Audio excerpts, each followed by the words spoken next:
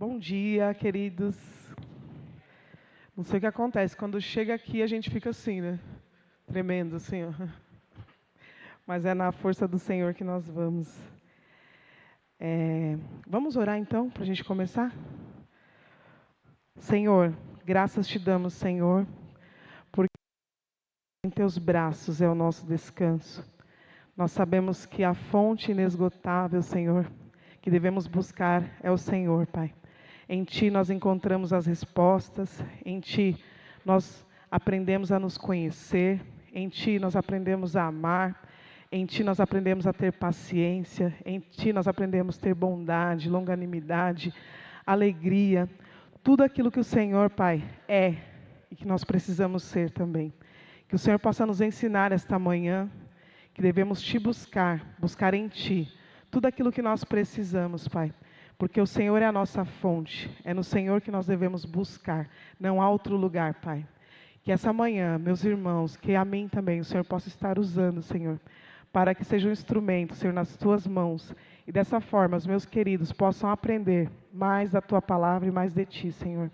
Que o Senhor venha nos abençoar neste momento, iluminar nossas mentes, abrir os nossos corações para receber a Tua palavra, Senhor. Em nome de Jesus que eu oro e agradeço. Amém. Amém. O pastor já anunciou o tema. Alguém viu aí no Instagram, fala no Instagram, no WhatsApp? O fruto do Espírito, acho que a irmã vai colocar lá. O fruto do Espírito gera temperamentos transformados. Lá em Gálatas 5, 22, 23 é a base desse estudo. Nós vamos falar um pouquinho sobre isso. A minha ideia não é trazer, esse tema é abordado em psicologia, mas eu não sou psicóloga. Mas eu sou uma pessoa muito curiosa e que gosta de aprender. E o Senhor tem me ensinado nesse tema.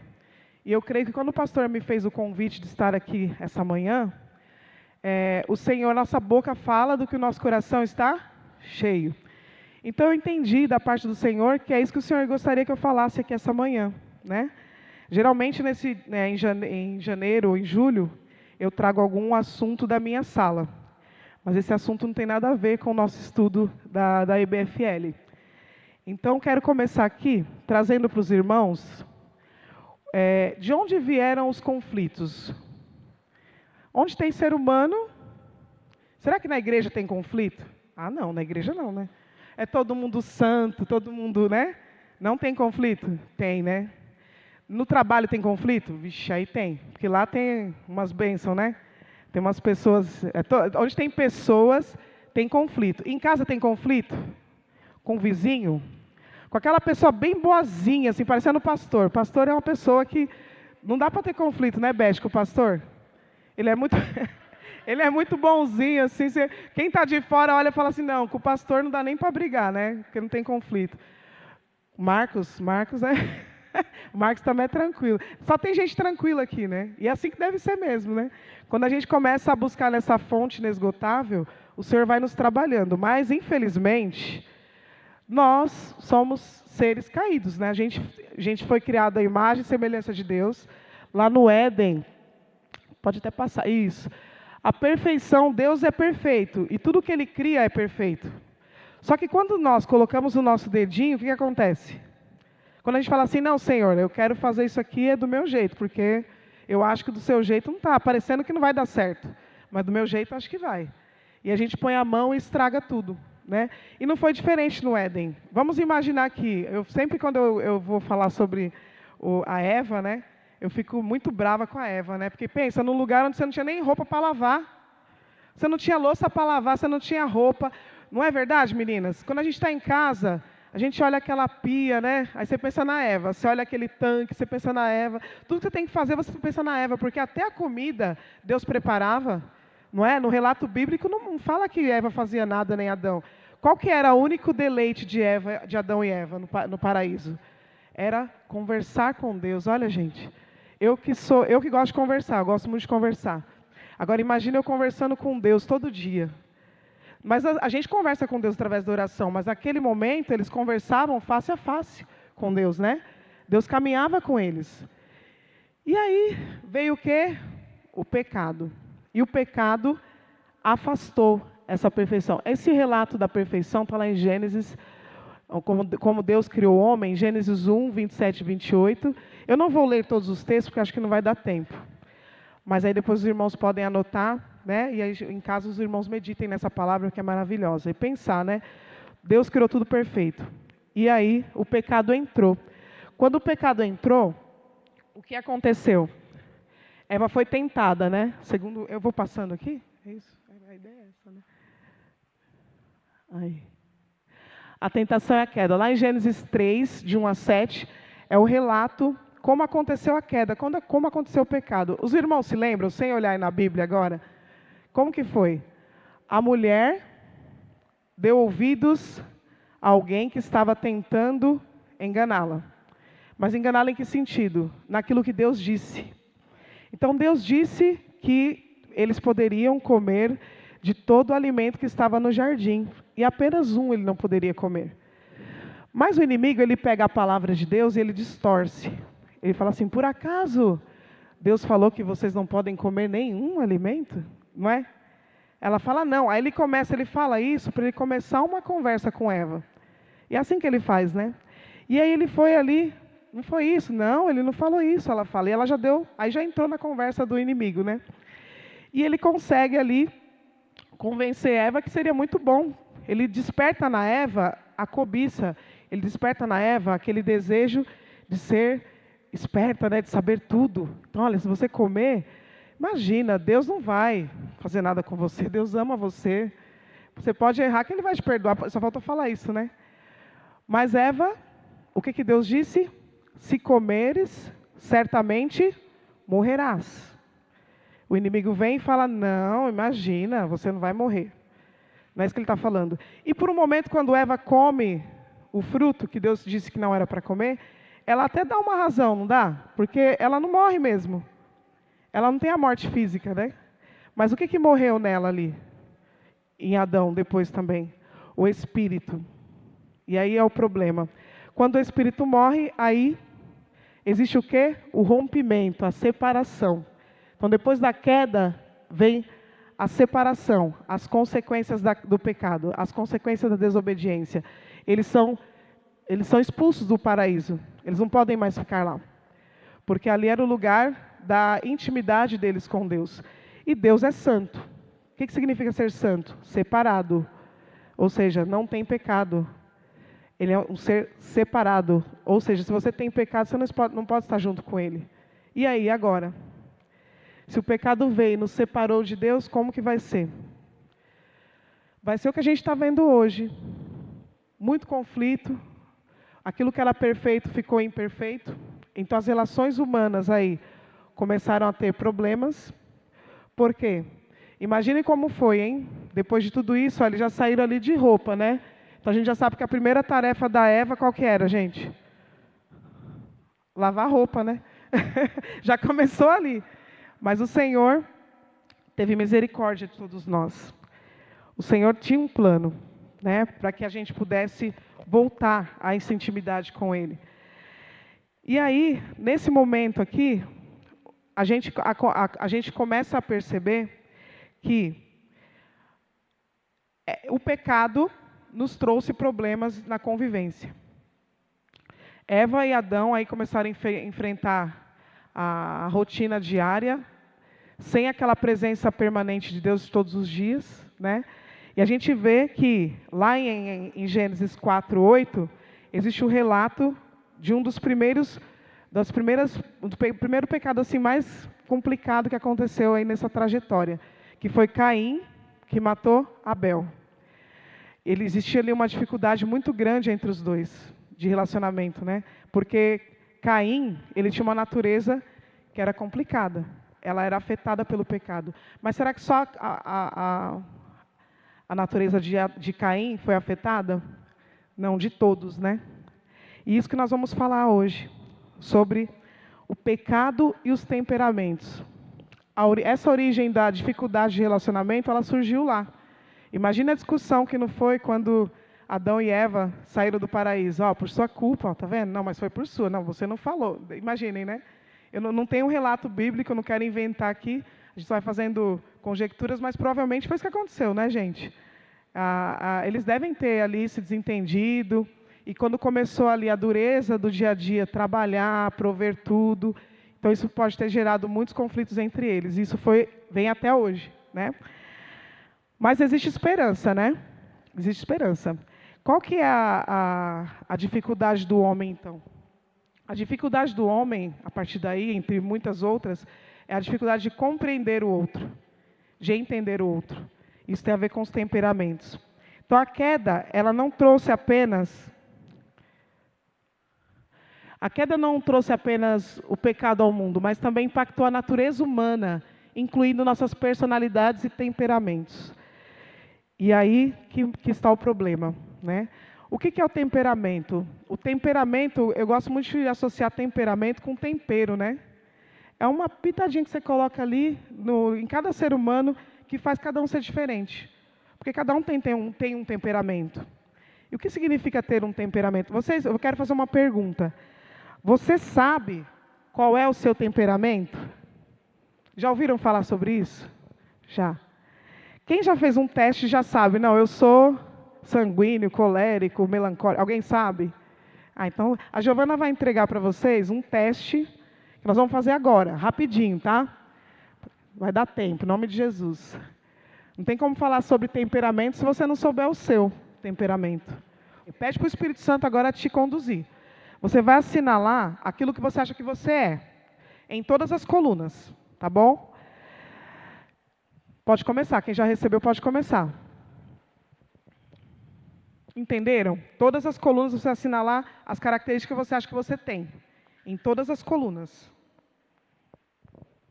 Quem terminou, vai observar qual foi a coluna que você teve mais pontuação. A que você teve mais pontuação em primeiro lugar, segundo lugar, você vai observar que em todas as personalidades você teve pontuação. Mas existe algumas que você é predominante. Ou seja, o seu temperamento é aquele que apareceu aqui com mais pontuação, em primeiro lugar, tá? Então, se você empatou, por exemplo, ficou 5 e 5 em 1. Então, você tem os dois ali, de repente fazer de novo, né, repensar, mas geralmente é um que prevalece, um que predomina, né, em você. E vai te ajudar até o final dessa aula, vai ajudar você a entender qual que você tem mais e qual que você tem menos, tá? Vou explicar depois por quê. Então, pegando lá, vocês vão observar que, por exemplo, quem pontuou mais na coluna A, todos terminaram? Acho que todos terminaram, né? Tem alguém que não terminou? Terminou? Indeciso, né?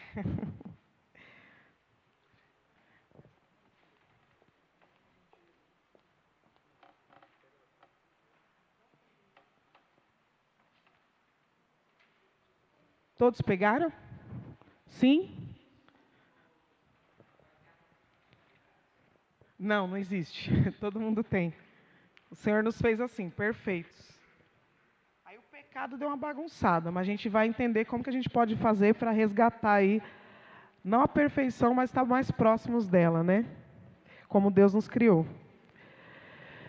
Então vamos lá. Para quem pontuou mais na coluna A, parabéns, a sua personalidade é sanguínea, como eu. O sanguíneo, ele tem... Eu não vou ler tudo, tá? Depois vocês podem analisar em casa, porque senão não vai dar tempo. Mas aqui você tem algumas coisas, características dessa personalidade. Primeiro, a personalidade A. O sanguíneo é conversador, tá? O lema, vamos nos divertir. Ou seja, ele é aquele cara que chega no lugar, contagiando, né? Esse é o sanguíneo. O medo dele, perder a aprovação. Então, acaba que essa personalidade, a pessoa acaba fazendo muitas coisas para poder buscar a aprovação do outro. E isso a gente tem que trabalhar no Senhor, né? Porque tudo que está em desequilíbrio não é bom. E aí ele vai colocar uma visão geral, depois vocês leem com calma, tá? A visão nas relações pessoais e atividades de trabalho.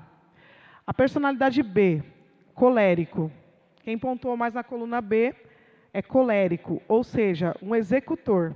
é aquela pessoa que faz, e faz bem feito, né? Aquela pessoa organizada, né? O lema, eu posso fazer isso sozinho. Aí você já entende que tem alguma coisa aqui que é ruim. Ele acha que ninguém faz melhor do que ele. Ele faz muito bem, né? O medo, perder o controle. Aí é problema, porque quem tem o controle da nossa vida, quem deve ter? Deus. Então, quem tem essa personalidade, já está vendo aí para qual caminho a gente está indo, né? O que você vai ter que conversar com o Senhor para te ajustar, né? Personalidade C, fleumático, é aquela pessoa observadora, ele é observador, tá? Qual o lema dele? Para que me cansar? E o medo dele é perder a paz, né? A tranquilidade, né? A personalidade D, melancólico, ele é pensador, pensa muito. O lema, se vale a pena fazer, faça direito. Medo, qual o medo dele? Cometer um erro. Ixi, esse sofre, né? Porque quem não comete erros, hein? Então, por aqui, a gente já tem aqui uma... Depois vocês leiam com calma isso em casa, tá? Como a irmã falou ali, com bastante sinceridade, né? Sem medo de reprovação, sem medo de perder a paz, porque se você não vai. Mas assim, leiam com calma em casa para você poder entender o que você precisa conversar com o Senhor para ajustar na sua vida. Por quê?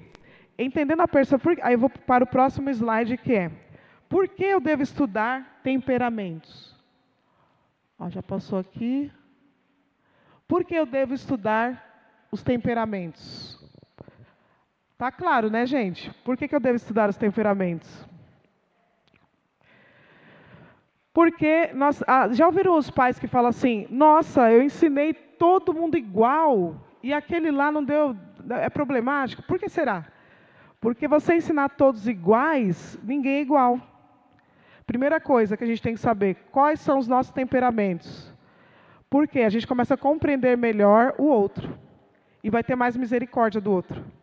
Você vai saber que aquilo é uma característica que ele precisa trabalhar, que o Senhor precisa ensinar, que ele precisa se colocar na presença do Senhor e falar: Senhor, isso aqui é uma fraqueza e eu preciso que o Senhor me ajude, porque não tem outra, nenhum outro pode te ajudar. Que me perdoe os psicólogos, eu sou a favor de terapia, viu? Eu sou a favor dos psicólogos, eu trabalho em escola, então eu sei disso. Só que eu acho que, como o pastor falou uma vez aqui na frente, eu concordo muito, que a psicologia, ela deve estar também atrelada à palavra. Porque senão, você vai ser só autoajuda, vai buscar algumas ajudas importantes sim, no seu psique, né? Questões complexas, que é uma ciência que estuda isso. Mas só o conhecimento, né, você saber tudo isso e não ter o como você vai fazer, você vai ficar ali fazendo terapia a vida inteira, né, analisando o problema, mas você não vai buscar quem é que pode resolver. E eu acho que a terapia é boa para isso, para identificar o problema, e aí você vai para os pés da cruz, e aí nos pés da cruz você vai conversar com aquele que te criou, com aquele que é a fonte, com aquele que vai te dar os braços e você vai descansar nele. É nesse ponto que eu quero pegar, tá bom? Então vamos lá. Vamos entender um pouquinho os temperamentos. Por quê? Porque ele ajuda nos nossos relacionamentos.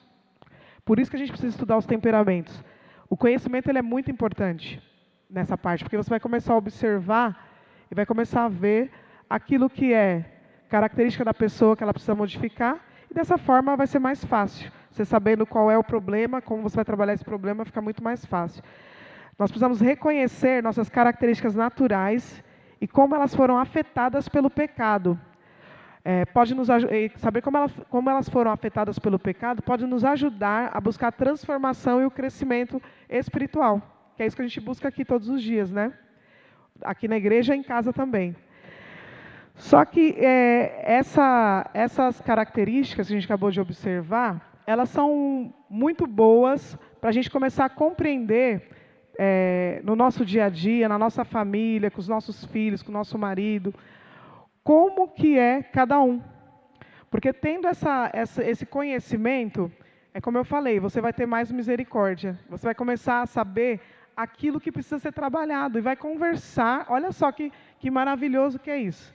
Você vai começar a conversar de maneira adulta e responsável sobre aquele problema que está tendo na sua casa, né? Então, assim, o filho, eu, por exemplo, em casa, a minha filha, ela tem a personalidade predominante melancólica. Eu falei que o papel caiu bem para ela, porque ela é assim mesmo.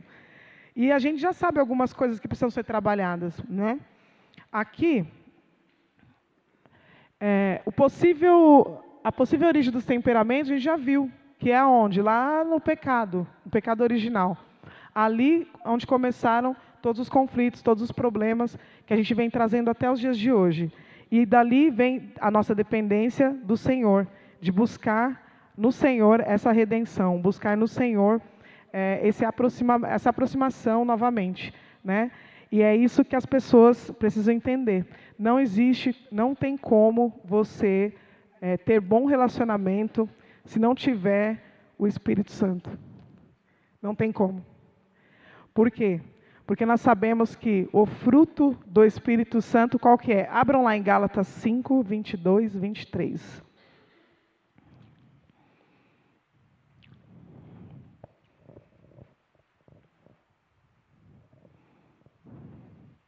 Quem achou pode ler, por favor.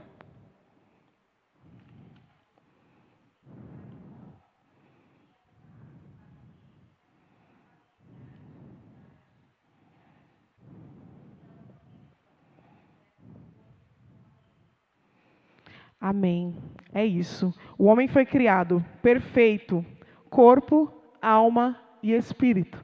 Lá em Gênesis 1, 26, 27 e o 31 vai nos relatar, vai ter esse relato como Deus criou o homem.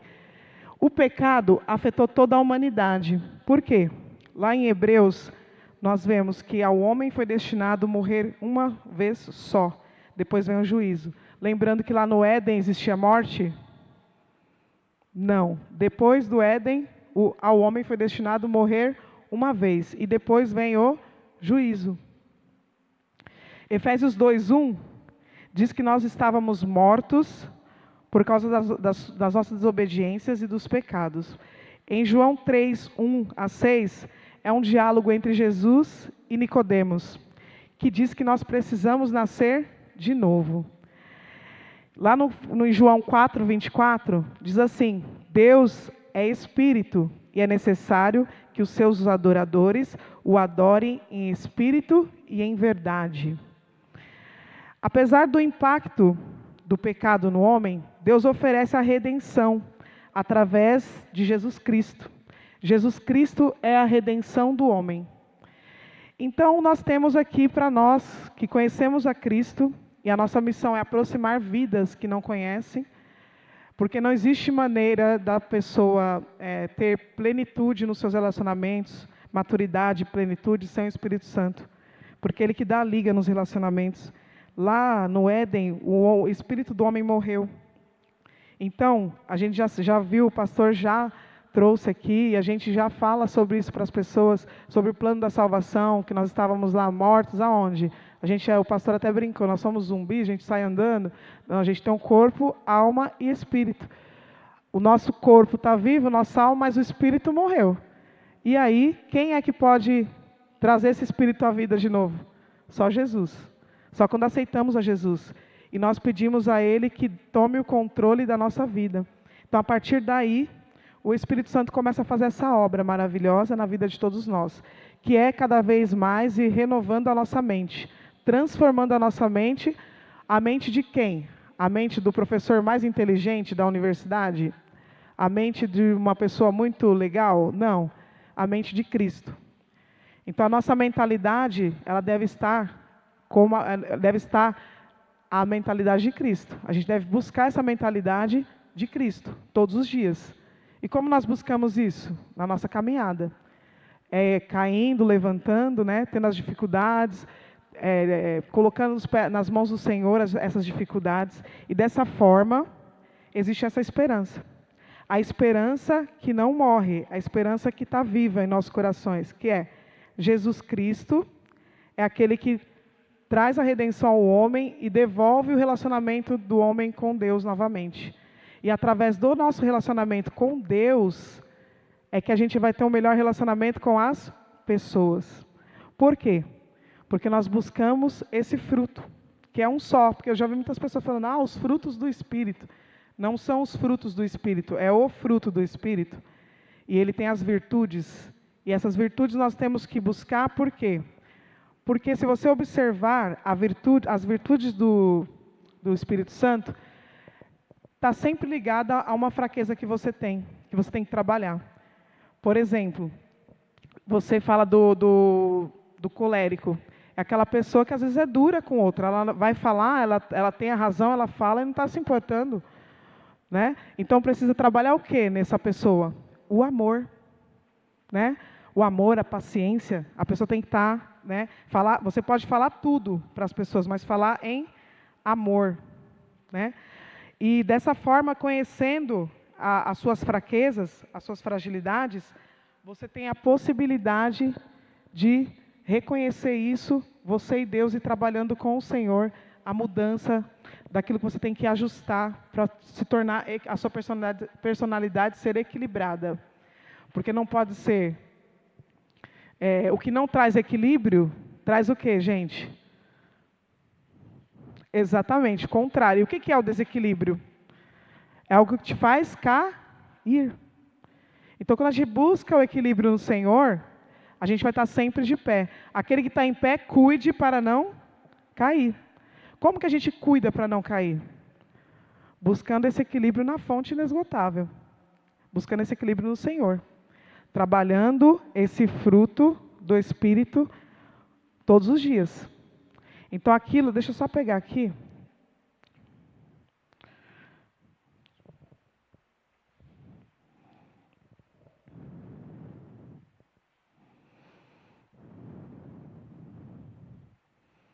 Abram aí Eclesiastes 4, 9 e 12.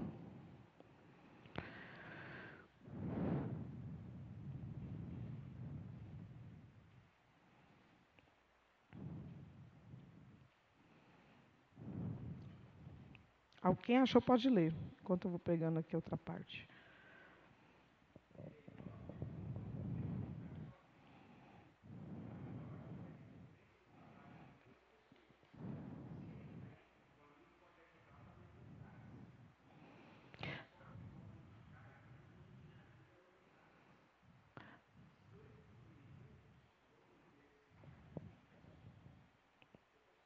Tá bom, tem. Isso, esse capítulo vai falar sobre o companheirismo, sobre a importância de você não estar sozinho. Deus não fez o homem para ficar sozinho, Ele fez o homem para ter uma companhia, não é isso? E depois de tudo isso, depois da criação de Deus, depois do que Deus fez por nós, depois do pecado, o homem, aqui a ideia do homem não estar só, para mim, seria ele buscar, em primeiro lugar, a companhia do Senhor. Porque não tem como você manter bom relacionamento com outro se você primeiro não tiver o cordão de 3 dobras, que a palavra fala, né? Que é você, o outro e quem o outro? Jesus no meio. Jesus tem que ser o centro. Todas as relações em que o Jesus não é o centro, eu acho muito legal uma ilustração que fala assim, quando eu era criança, eu andava de bicicleta, e às vezes aquela corrente, ela ressecava, né? E o que acontecia? Fazia um barulho, né? Rangia, aquilo incomodava. E você ia lá e colocava o óleo, né? Na corrente, e ela voltava a lubrificar e ficava agradável. Eu creio, na minha ilustração, Jesus é esse óleo. Que nos relacionamentos, sabe aqueles atritos que às vezes ressoa e gera barulhos, gera coisas ruins, desagradáveis? Jesus é esse óleo que vai trazer novamente ao eixo aquilo que precisa ser ajustado. Então, a busca incessante, todos os dias, pelo Senhor, está no controle, no centro das relações. Aí eu vou trazer aqui, as dificuldades do colérico, por exemplo, né? Vocês vão ver depois, aí tem mais, mas vou destacar algumas. A impulsividade e a tendência ao controle. E propensão à ira e à impaciência. Como então trabalhar dentro da virtude do Espírito a paciência e a mansidão, né? Quais textos que eu posso destacar? Provérbios 15, 1, que diz assim: a resposta branda desvia o furor, mas a palavra dura suscita a ira. Então, percebam que para cada personalidade, para cada dificuldade, a palavra do Senhor nos traz o que nós devemos fazer. Por isso a necessidade de todos os dias a gente estar buscando, dentro da palavra, aquilo que nós precisamos, porque ela tem tudo que a gente precisa. Efésios 4 diz assim, 4:2: sejam completamente humildes e dóceis, e sejam pacientes, suportando uns aos outros com amor. Então aquela pessoa que tem a resposta dura, né, precisa buscar na palavra o quê? O amor. Que traz o quê? A compaixão em falar com o outro, a maneira como você vai falar com o outro, você vai ter mais cuidado, e assim por diante. O melancólico, ele tem propensão à preocupação excessiva e à negatividade, tendência ao perfeccionismo e à crítica, e também à depressão. Então a palavra, qual o fruto que o melancólico, você tem que ter todos, tá, gente? Estou falando, destacando aquilo que é fraqueza em cada personalidade. A alegria. Os melancólicos podem lutar contra o sentimento de tristeza e pessimismo. É difícil para quem é melancólico, às vezes, se sentir feliz, sabiam? Então, quem é melancólico já sabe, tem que buscar a alegria do Senhor mesmo, na palavra, todos os dias. A paz, a preocupação e o perfeccionismo pode roubar a paz interior, aquela paz que excede todo o entendimento, aquela paz que só vem de quem? Do príncipe da paz. Qual a palavra que a gente pode trazer? Filipenses 4, 6, 7, que diz assim: não andem ansiosos por coisa alguma, mas em tudo, pela oração e súplicas e com ações de graças, apresentem seus pedidos a Deus, e a paz de Deus, que excede todo entendimento, guardará o coração e a mente de vocês em Cristo Jesus.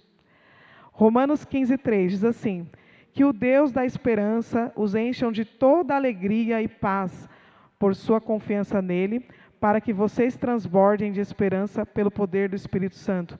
Aonde você deve pôr a confiança, o melancólico? Naquilo que ele consegue fazer, que ele é bom em fazer? Não. A confiança tem que estar no Senhor. Então tem que trabalhar a confiança no Senhor, tirar a confiança de si próprio.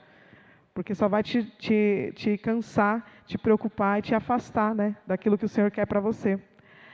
Sanguíneo, dificuldades, impulsividade e desorganização. Busca por aprovação e falta de persistência. É uma das características do sanguíneo, começar as coisas e não terminar. Isso é terrível. Eu sei porque eu sou sanguínea. E eu tenho buscado no Senhor domínio próprio. Eu fiz um jejum de açúcar, de doce, porque eu sempre falava assim, eu não vou tomar o café com açúcar. E aí eu vi o açucareiro, eu colocava o açúcar. Eu não tinha o domínio. Eu falava para o Senhor, vou fazer tal coisa, não fazia. E eu falei assim, mas agora eu já descobri a arma. Eu vou fazer o jejum. E vou me consagrar e vou orar ao Senhor enquanto estou em jejum. E vocês sabem que dá certo mesmo? Dá certo. E o Senhor tem trabalhado isso em mim.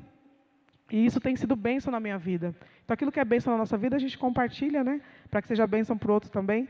Então uma das armas poderosas, não só para o sanguíneo, mas para todas as personalidades, é o jejum nessa área. Colocar a sua carne subjugada ao Senhor. Falar, Senhor, eu estou fazendo isso errado, eu estou tomando o controle. Eu vou devolver o controle para o Senhor. E vai falar não para a sua carne. Tomar café sem açúcar é um exemplo bem simples, mas parece uma coisa fácil para quem já toma sem açúcar, mas para quem toma com açúcar é difícil. E eu tenho feito isso. Aí você fala, mas por que você está fazendo isso? É por causa do açúcar? Não, é por causa do domínio próprio mesmo. Eu preciso ter domínio próprio. O domínio próprio, ele é fruto do Espírito. Então tem que buscar. Se aquilo está me tirando, está dominando a minha vida, que seja o seu carro, que seja o seu trabalho, que seja o açúcar ou o refrigerante, qualquer coisa. Ah, não vivo sem Coca-Cola. Então você já sabe o jejum que você tem que fazer. Porque você não vive sem Jesus. É isso. Qualquer outra coisa que está tomando o seu lugar, o lugar, né, do Senhor, você precisa urgentemente matar a carne. E matar a carne como que é? Dizendo não. Não, a palavra do Senhor diz isso. Então eu vou fazer assim. E aí essa é a obediência, né? Vamos continuar aqui, que eu parei no meu, né? Então qual a palavra para o sanguíneo? 2 Timóteo 1,7. pois Deus não nos deu um espírito de covardia, mas de poder, de amor e de equilíbrio. Então, equilíbrio, a palavra para o sanguíneo é equilíbrio. É muito exagerado, né? 1 Coríntios 4:2. Ora, além disso, o que se requer dos despenseiros é que cada um deles seja encontrado fiel.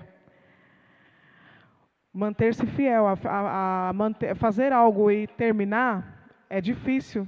Para quem, para o melancólico não, mas para o sanguíneo é. E conhecer isso é poderoso para você poder trabalhar, né? Fleumático. Qual a tendência do fleumático? Tendência à passividade e procrastinação. Todo mundo sabe o que é procrastinação? Eu vou falar aqui para quem não sabe. Procrastinação é assim, ó. Depois eu faço. Vou fazer. Não, depois eu faço, né? Eu tenho que fazer aquele serviço lá, mas vai dar tempo. E aí o que acontece? No último minuto você fica lá, né? E o procrastinador sofre. Então, assim, uma das tendências do fleumático, e não é que só o fleumático tem, todos nós temos também um pouquinho, mas o que é mais forte nele, precisa ser trabalhado, é isso. Qual é a virtude que tem que ser trabalhada? O amor é a bondade, né? A passividade pode dificultar as práticas do amor ativo e sacrificial. A bondade, demonstrar uma bondade proativa, envolvente, pode ser um desafio. Então, qual é a palavra para o fleumático? 1 João 3,18 diz assim: filhinhos, não amemos de palavra nem de boca, mas em ação e em verdade. Efésios 4:32. Sejam bondosos e compassivos uns com os outros, perdoando-se mutuamente, assim como Deus os perdoou em Cristo. Então, eu falei de todos aqui, né? Então, assim, essa palavra, ela é uma palavra de esperança também, viu? Porque no começo a gente começa a fazer o teste, as pessoas falam, meu Deus, nossa, é tão ruim. Mas é bom você ter esse impacto. Saber que você não é tudo 100% bom. Ninguém é 100% bom. E às vezes a gente quer cobrar do outro que o outro seja 100% bom, quando nós não somos. Já para pensar nisso? Eu vou expor aqui, no começo do meu casamento, o Graziano é um marido maravilhoso, né? É lindo, maravilhoso. Mas ele é ser humano, como a Beth falou, tem dificuldades também. Aí as pessoas sempre olham e falam assim, nossa, mas o Graziano é tão bonzinho. Eu falei, ele é sim, mas ele é ser humano, né? E no começo do casamento eu queria muito moldar o Graziano ao meu estilo. Porque eu sou aquela pessoa que faz, ele é aquela pessoa que pensa, ele calcula, ele vai fazer uma coisa, ele tem tudo ali na ponta do lápis, a conta, em casa tem planilha, eu não faço nada na planilha, se eu fizer a planilha some. Né? Ele tem as planilhinhas, isso é da personalidade dele. Então, o que eu tenho que trabalhar? Eu tenho que trabalhar isso em mim. Não é que eu tenho que ser igual a ele, mas eu preciso ser mais organizada. E ele me faz ver isso. Ninguém vai casar-se com alguém igual a você. Pode reparar aí, quem tem a esposa e o marido, você vai ver que as personalidades são diferentes. Não são iguais. Vai ser diferente. Porque você sempre vai buscar no outro aquilo que te falta. Por quê? É a busca do homem por aquele vazio que começou lá no Éden. Vai encontrar no outro aquilo que você busca? Mas você vai buscar, mas você vai encontrar? Não. Porque o vazio que a gente tem é do tamanho de quem? De Cristo. E aí quando eu fico buscando preencher o meu vazio no outro, eu vou me frustrar. Porque ele não tem condições de fazer isso. Ele não tem condições de fazer isso. E muitos casamentos, muitos relacionamentos de amigos até, é prejudicado por causa desse conceito. Por que você vai casar? Eu vou casar porque eu vou fazer o outro feliz, vou ser feliz, né? Você não tem esse poder, você não vai fazer ninguém feliz. Você também não vai, o outro não vai te fazer feliz. Porque a sua felicidade tem que ser primeiro aonde? Você vai buscar a sua felicidade aonde? Em Cristo. Em primeiro lugar. A alegria do Senhor é a nossa força. Não é a alegria do Graziano, é a minha força. Entenderam? Então, se você está triste, está difícil, você tem que ir lá para o seu quarto, como que a palavra ensina, fecha a porta, e aí você vai lá e busca. Isso é uma coisa que é difícil para algumas personalidades, viu? E eu já sei da minha dificuldade também, porque o sanguíneo, vocês perceberam? É aquela pessoa que chega assim, e ela dá ideia e tal, mas ela não termina as coisas, então ela tem dificuldade de foco. Então eu já sei que o que eu tenho que buscar é o foco. Então aquele a sós com Deus, sabe? para o sanguíneo é mais difícil. Aí você vai falar assim, então a Cláudia falou lá que para o sanguíneo é mais difícil, então estou sossegada, estou perdoada? É isso? Não. É mais difícil, porque você sabe essa fraqueza, você vai buscar mais. Então você vai começar, aos poucos, colocando isso nas mãos daquele que pode resolver, que é o Senhor.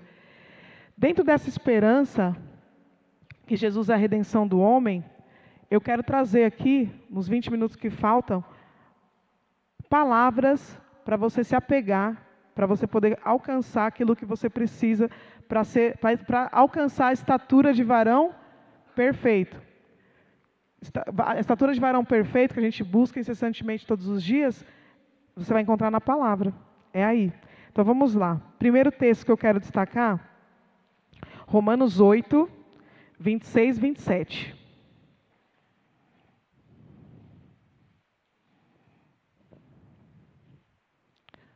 Romanos 8, 26, 27. Quem pode ler?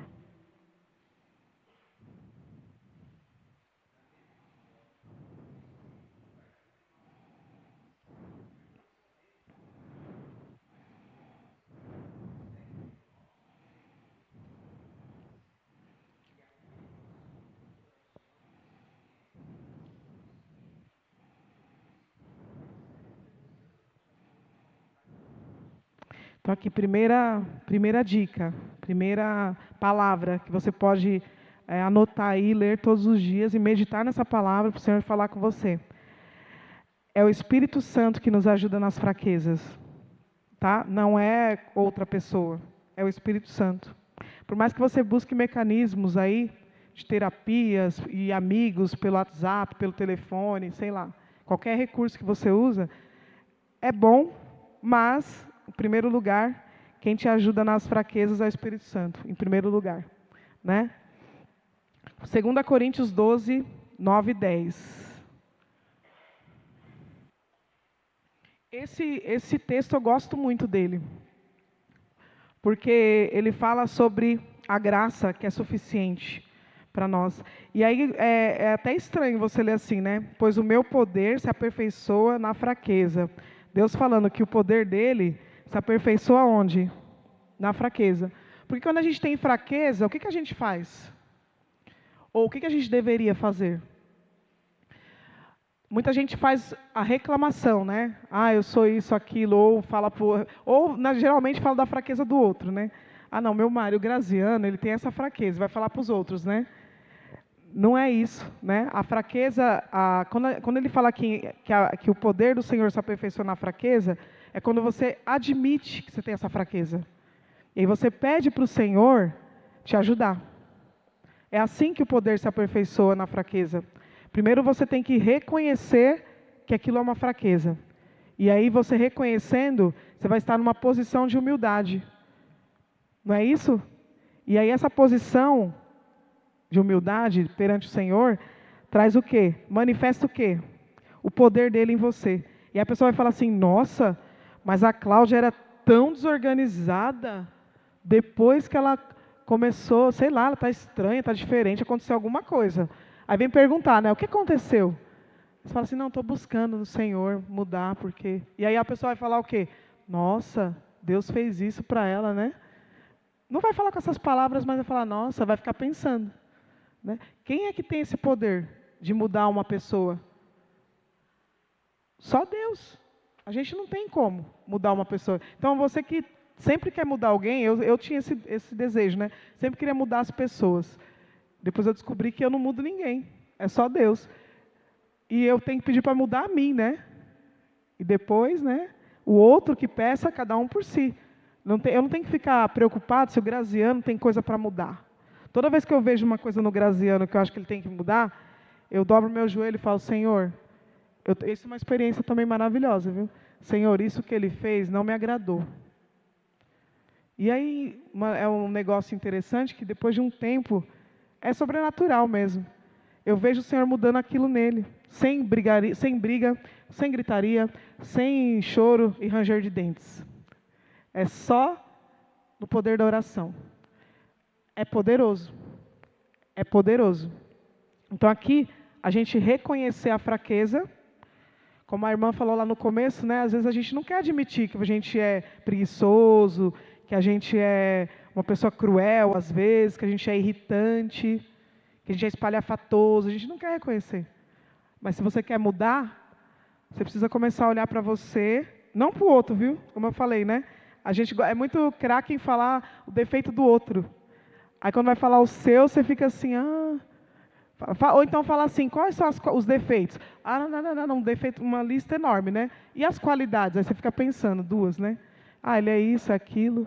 Então a gente tem que mudar isso daí. Começar a olhar mais para a gente, né? E colocar o outro nas mãos do Senhor. Se é o filho, se é o marido, se é a esposa, colocar nas mãos do Senhor. E orar por isso.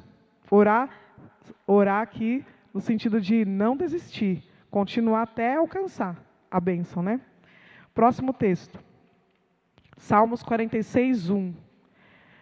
Deus é o nosso refúgio, a nossa fortaleza, auxílio sempre presente na adversidade. Então, Ele é o nosso auxílio, Ele é a nossa fortaleza.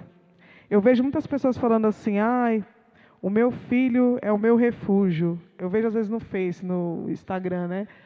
Porque ele é meu porto seguro. Já viram isso? Gente, isso é muito pesado, você falar isso. Ainda mais colocar isso nas costas do filho. Filho, você é meu porto seguro. O filho já fica assim, né? Pesado, porque, gente, seu porto seguro é Cristo. Sempre. O seu filho foi destinado a você, pelo Senhor, para você criar no caminho, ensinando essas coisas para ele. Todas essas coisas. Isaías 41, 10. Por isso, não tema, pois eu estou com você. Não tenha medo, pois eu sou o seu Deus. Eu o fortalecerei e o ajudarei. Eu o segurarei com a minha mão direita vitoriosa. Olha essa palavra. Marquem aí, Isaías 41, 10. Isso a gente tem que deixar na nossa cabeceira ali da cama. E todo dia de manhã você levantar e olhar isso. Não tema. Mas por quê? Porque você já fez tudo certinho? Está tudo programado? Não. Não tema porque é o Senhor que vai te sustentar. Põe a confiança, toda a confiança nas mãos do Senhor. E Ele vai te dar vitória naquilo que é a vontade dEle. Né? E busca essa intimidade que você vai ficar com o ouvido sensível a entender a voz do Senhor e a entender a voz do Espírito. E aí você vai começar a não ficar contrariado quando a sua vontade não é feita, né? Quando é a vontade de Deus e não é a sua. Filipenses 4,13. Tudo posso naquele que me fortalece. Nossa, eu posso todas as coisas, não é só coisa boa? Aí quando a gente lê o contexto desse versículo, está dizendo o que você pode, gente? Tudo. O que é tudo? Eu posso passar pelo luto, pela doença, pela adversidade. É tudo. Você pode tudo nele que te fortalece. No mundo tereis aflições. Jesus nunca disse que você vir para Ele significaria ter carro do ano, casa na praia, casa no campo, viagem para a Disney todo ano. Não é isso não. Você pode todas as coisas, inclusive a diversidade que a gente vive, né? E o Senhor, Ele tem sempre algo maior e melhor para você. Se você está passando por uma dificuldade, pode ter certeza que desse lugar de dificuldade, Ele vai te levar para um outro lugar, que vai ser melhor, que você vai olhar para trás e vai falar assim, nossa, eu tinha que ter passado por isso. Essa consciência é muito importante. Salmo 121, 1, 2. Levanto os meus olhos para os montes e pergunto, de onde me vem o socorro? O meu socorro vem do Senhor, que fez os céus e a terra. Eu estava vendo um podcast essa semana de criacionistas e evolucionistas. E eu fiquei muito triste vendo os evolucionistas defendendo algumas teorias que não reconhecem que Deus é o Criador, né? Eu fiquei muito triste porque eu falo assim, meu Deus, como que essa pessoa pode ter esperança em momentos de dificuldade? Eu conheci uma pessoa, um ateu, que quando começou a pandemia, ele era ateu, né? E o ateu não acredita em Deus. Só que quando começou a pandemia, ele teve tanto medo de morrer, que até oração ele pediu. Então, assim, que os problemas às vezes vêm para fazer você reconhecer mesmo que Deus é o Criador, é Ele que fez tudo. Né? Mas é muito triste a pessoa que não tem essa esperança, que o socorro vem do Senhor. Já pararam para pensar sobre isso? É muito triste. Por isso que nós temos que levar essa mensagem para o maior número de pessoas possível. Hebreus 4, 15 e 16. E aí eu encerro com essa palavra, tá? Porque não temos um sumo sacerdote que não possa compadecer-se das nossas fraquezas, mas sim alguém que, como nós, passou por todo tipo de tentação, porém sem pecado. Assim sendo, aproximemo-nos do trono da graça com toda a confiança, a fim de recebermos misericórdia e encontrarmos graça que nos ajude no momento da necessidade. Olha que texto maravilhoso. Esse texto também é outro que você pode pôr de um lado, né, do lado do marido, do seu lado você põe esse. Porque esse texto aqui é um texto que traz, da parte do Senhor, uma fé inabalável. Você saber que o Senhor passou por tudo que você passou. Então Ele tem autoridade para falar para você que você vai conseguir. Ele pode falar. Eu não posso falar para você, Cris, que você vai conseguir, mas o Senhor pode, porque Ele passou por todas as dificuldades. E Ele sabe o que você passou, o que você vai passar, e Ele vai estar com você. Só que para isso a gente precisa se aproximar do trono da graça, que é esse lugar que a gente cantou aqui no início, né? Da fonte, que você não precisa, ela não vai precisar voltar lá para tomar aquela água de novo, né? Por quê? Porque agora a fonte está nela mesma. E a gente tem essa fonte. Às vezes a gente esquece, né?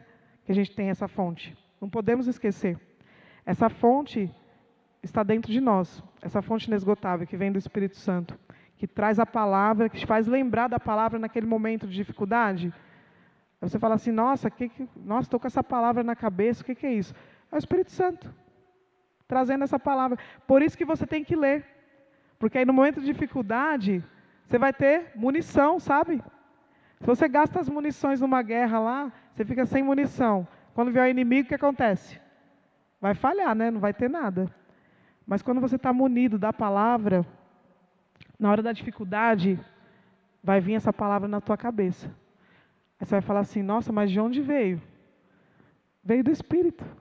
Né? Vem do Espírito. E é isso. Gente, eu espero que o vaso de barro não tenha impedido a mensagem que o Senhor quis falar nessa manhã. Eu espero que nós possamos todos os dias buscar no Senhor esse óleo que vai lubrificar as relações, que vai trazer a nós tudo aquilo que nós precisamos para alcançarmos a estatura de varões perfeitos. E que o Senhor nos abençoe nessa caminhada. Que a gente possa buscar todos os dias. O que eu busquei ontem não serve para hoje. Quero orar para a gente encerrar essa palavra, tá? Senhor, eu te dou graças, Senhor, porque nesta manhã nós aprendemos um pouquinho mais da Tua palavra, aprendemos mais de Ti. Eu venho te pedir, Senhor, neste momento, Pai, que meus irmãos aqui possam ter recebido essa semente, Senhor, no coração e que ela possa germinar, que ela possa dar frutos, Pai. Que a partir dessa palavra ministrada esta manhã, nós possamos nos apegar, Senhor, a ela, e nos momentos de dificuldades nos lembrarmos, Senhor, que o Senhor é a nossa fortaleza, que o Senhor é o nosso porto seguro, que não há paz fora de Ti, que não há alegria fora de Ti, que tudo o que precisamos buscar, Senhor, está em Ti, que é a nossa fonte inesgotável. Obrigada, Senhor, por essa igreja, obrigado pelo nosso pastor, que tem sido uma bênção neste lugar, que tem nos ensinado muito.